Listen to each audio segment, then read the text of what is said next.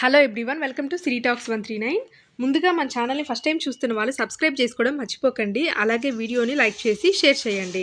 ఇక అయోధ్య రామ మందిరం ఓపెనింగ్కి యావత్ ప్రపంచం మొత్తం కూడా ఎదురు చూస్తూ ఉంది. ఈ వీడియోలో అయోధ్య రామ మందిరానికి సంబంధించినటువంటి కొన్ని ముఖ్యమైన విషయాల్ని తెలియజేస్తానండి. చాలా ఇంట్రెస్టింగ్గా ఉంటుంది. తెలియని విషయాలన్నీ కూడా క్లియర్గా తెలుస్తాయి. ఇక వీడియోని ఎక్కడ స్కిప్ చేయకుండా చూడండి. మొత్తం అయోధ్య రామ మందిరం అంతా కూడా 3 అంతస్తులో ఉంటుంది అన్న విషయం అందరికీ తెలిసిందే. ఈ 3 అంతస్తుల యొక్క నిర్మాణం మొత్తం కూడా నాగర్ శైలిని పోలి ఉంటుంది. ప్రధాన గర్భగుడిలో రామ్‌లల్లా విగ్రహాన్ని ప్రతిష్ఠించబోతున్నారు. చూడ్డానికి చాలా ముచ్చటగా ఉంటుంది ఈ రామ్‌లల్లా విగ్రహం. అలాగే మొదటి అంతస్తులో శ్రీరామ దర్బార్‌ని ఏర్పాటు చేశారు. నూతన రామాలయంలో మొత్తం కూడా 5 మండపాలున్నాయి. 5 మండపాలు కూడా నృత్య మండపం, రంగ మండపం, సభా మండపం, ప్రార్థన మండపం, అలాగే కీర్తనల మండపం అన్నమాట. ఇక దేవతామూర్తుల శిల్పాలన్నిటిని కూడా చాలా అందంగా ఆలయంలో ఉన్నటువంటి అన్ని స్తంభాలపైన, చుట్టుపక్కల ఉన్నటువంటి గోడలపైన తీర్చిదిద్దారు. అన్నీ కూడా చూస్తుంటే మనకి కన్నుల పండుగగా ఉంటుంది. ఆలయం చుట్టూ కూడా ఒక ప్రహరీ గోడని దీర్ఘచతురస్రాకారం షేప్‌లో అంటే రెక్టాంగిల్ షేప్‌లో ఏర్పాటు చేశారనమాట. అది కూడా చూడడానికి చాలా అందంగా ఉంటుంది. సింహద్వారం నుంచి వచ్చే భక్తులందరూ కూడా 32 మెట్లు దాటి రావాల్సి ఉంటుంది.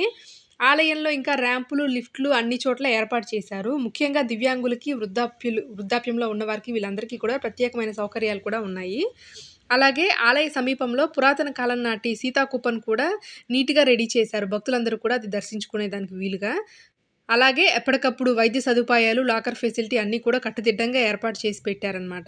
ఎవరికైనా సకాలంలో ఆరోగ్యానికి ఏదన్నా ప్రమాదం వచ్చినా కూడా వైద్య సదుపాయాలు, డాక్టర్స్ అందరూ కూడా రెడీగా ఉన్నారు. ఇక ప్రసాదం విషయానికొచ్చినట్లయితే ఒక్కొక్క ఆలయంలో ఒక్కో రకంగా ఉంటుంది. బట్ అయోధ్య రామ మందిరంలో మాత్రం ఇలాచీ దానాన్ని ప్రసాదంగా ఇస్తున్నారు. అంతమందికి ఒక్కసారిగా ప్రసాదం ఇవ్వాలంటే మామూలు విషయం కాదు. ఇంకా ఈ రెస్పాన్సిబిలిటీని రామ్ విలాస్ అండ్ సన్స్ అనే కంపెనీకి అప్పగించారనమాట. ఇంక ప్రసాదం మొత్తం బాధ్యత వాళ్ళే చూసుకుంటారు.